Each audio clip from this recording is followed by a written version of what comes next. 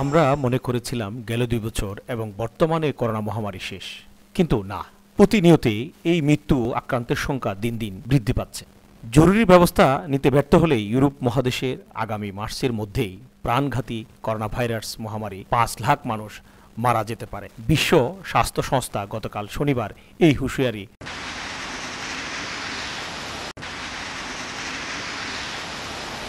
সংস্থার ইউরোপ বিষয়ক পরিচালক ডক্টর হান্স ক্লুস হুঁশিয়ারি উচ্চারণ করে বলেন, নতুন করে কোভিড-১৯ মহামারী ছড়িয়ে পড়ার ব্যাপারে খুবই উদ্বিগ্ন। করোনার কারণে এর মধ্যেই ইউরোপে অনেক দেশ নতুন করে লকডাউন দিতে বাধ্য হচ্ছে। ডক্টর হান্স বলেন, বর্তমান পরিস্থিতি জনস্বাস্থ্য সংস্থা রক্ষার আরও অনেক পদক্ষেপ নিতে হবে। কোভিড-১৯ আরেকবার আমাদের এই অঞ্চলে মৃত্যুর প্রধান কারণ হয়ে দাঁড়িয়েছে। এদিকে ফ্রান্সের করোনার পঞ্চম ঢেউর উদ্বেগজনক হারে সংক্রমণ বৃদ্ধি পাচ্ছে বলে জানিয়েছেন দেশটির সরকার। ইউরোপের এই দেশটিতে নতুন করে দৈনিক করোনা সংক্রমণ আগের সপ্তাহের তুলনায় দ্বিগুণ কাছাকাছি রয়েছে। এক সপ্তাহে আগে দেশটিতে করোনা সংক্রমণের ঘটনা ছিল দৈনিক গড়ে ৯,৪৫৮টি, ১৭,০০০ ছাড়িয়েছে।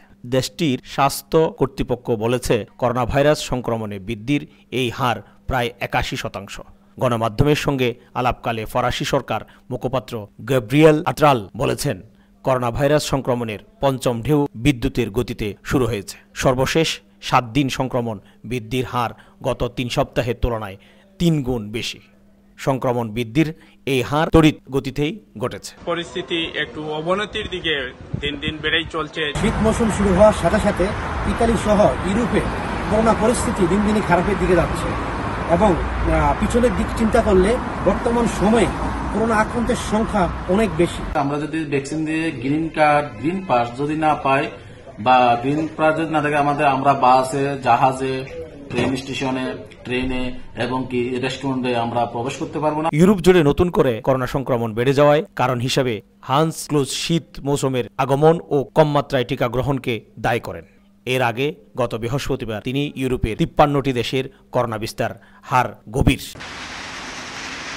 ডেস্ক নিউজ, সংবাদ বাংলা।